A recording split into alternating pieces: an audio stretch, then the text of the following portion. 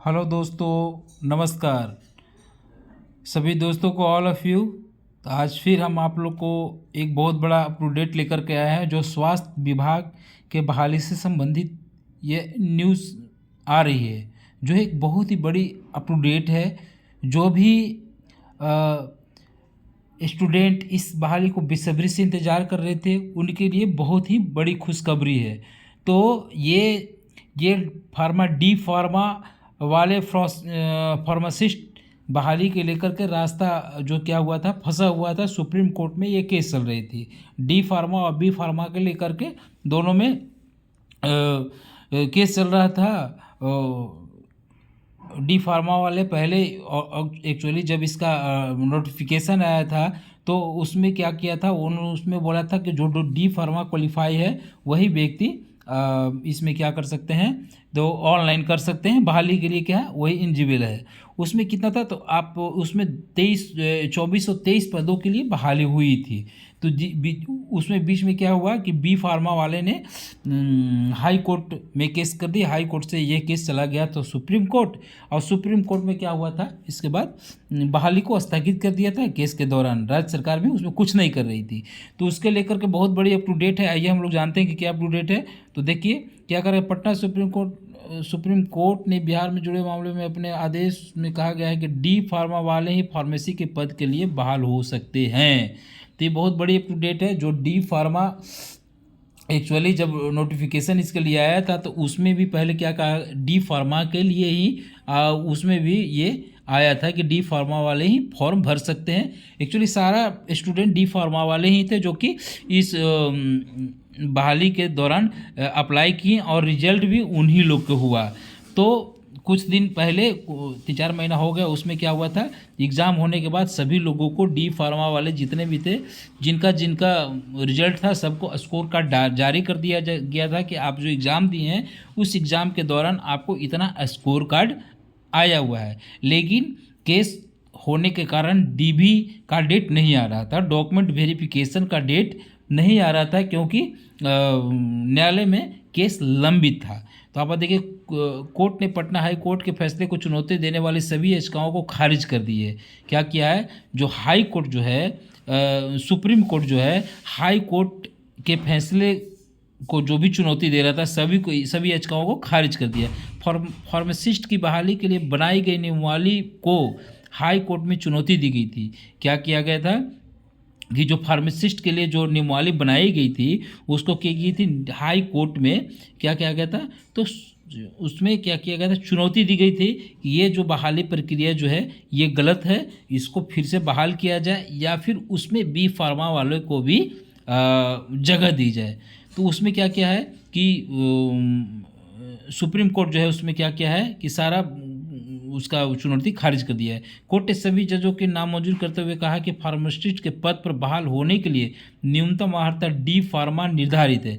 क्या कहा है, देखिए ये इंपॉर्टेंट चीज़ यहाँ पर लाइन बता रहा है कि फार्मासिस्ट पद पर बहाल होने के लिए न्यूनतम अर्हता डी फार्मा अनिवार्य है। तो डी फार्मा जो भी व्यक्ति किए हुए हैं, जो भी डी फार्मा के माध्यम से इस फॉर्म को अप्लाई किए थे, उनके लिए बहुत बड़ी खुशखबरी है कि बस 10 दिन के अंदर उनको डीवी हो जाएगा, डॉक्यूमेंट वेरिफिकेशन होगा और सारा प्रोसेस हम समझते हैं कि फरवरी के अंत तक का सबका ज्वाइनिंग स्वास्थ्य विभाग के माध्यम से करवा दी जाएगी। तब यहाँ पर देखिए आगे क्या कहता है कि बी फार्मा और एम फार्मा अभ्यर्थी फार्मासिस्ट के बजाय अन्य पद पर बहाल होने के लिए स्वतंत्र है। हाई कोर्ट का यह फैसला था कि ये जो बहाली निकली है ओनली फॉर किसके लिए है, ये बहाली जो निकली है ओनली फॉर बी फार्मा वाले के लिए ही है। अब ये बहाली क्या है, ओनली फॉर डी फार्मा वाले के लिए है। देखिए जो बी फार्मा किए हुए हैं और जो लोग इसके लिए चैलेंज कर रहे हैं वो और उच्च पद के लिए क्या कर सकते हैं, उच्च पद के लिए आपका अप्लाई कर सकते हैं। उनका सर्टिफिकेट उच्च पद के लिए क्या होगा, मान्य हो सकता है। तो उसमें मान्य हो सकता है उच्च पद के लिए, ठीक है। तो आप क्या कर सकते हैं, सभी अर्जी खारिज कर दिएगा। वह इस फैसले को सुप्रीम कोर्ट में SLP दायर कर चुनौती दी गई थी। देखिए आप कहता है कि राज्य सरकार ने फार्मेसी की बहाली डिप्लोमा इन फार्मेसी योग्यताओं के अनिवार्य को तय फार्मेसी 2443 पदों के लिए, ये बहुत बड़ी बहाली थी। क्या है ये, कितने पद थे? 2473 पदों के लिए बहाली थी, बहुत बड़ी बहाली थी, जो कि 5-6 महीना से ये बहाली, चुनाव के पहले ही ये सारा चीज़ इसका क्या हुआ था, स्कोर कार्ड जारी कर दिया गया था, लेकिन फिर भी ये बहाली क्या हुआ था, रुकी हुई थी। तो 2473 पदों की बहाली के लिए विज्ञापन प्रकाशित किए गए थे। शैक्षणिक उत्तीर्ण के साथ राज्य के फार्मेसी संस्थाओं में डिप्लोमा फार्मेसी की योग्यता व बिहार फार्मेसी काउंसिल में पंजीकृत होना अनिवार्य सर निर्धारित की गई थी। वैसे अभ्यर्थी तो डिप्लोमा इन फार्मेसी की योग्यता प्राप्त करने के बाद भी बी फार्मा एम फार्मा की भी योग्यता हासिल की, वो उसे भी इस पद के योग्य बताया गया। बोला क्या सरकार बोला है, सुप्रीम कोर्ट बोला है कि वैसे अभ्यर्थी जो डिप्लोमा क्या कर रहे हैं, जो डिप्लोमा इन फार्मेसी की योग्यता प्राप्त करने के बाद बी फार्मा और एम फार्मा, क्या दोनों के लिए बी फार्मा और एम फार्मा की भी योग्यता हासिल की हो, उसे भी पद की योग्यता, अगर बी फार्मा के साथ साथ आप एम फार्मा भी किए हुए हैं तो उसके लिए भी इस पद के लिए आप योग्य माने जाएंगे। तो ये क्या है, ये बहुत बड़ी खुशखबरी है। और इसमें क्या है, तो ये जो बहाली है कुछ दिन से 6-7 महीने से क्या थी, रुकी हुई थी।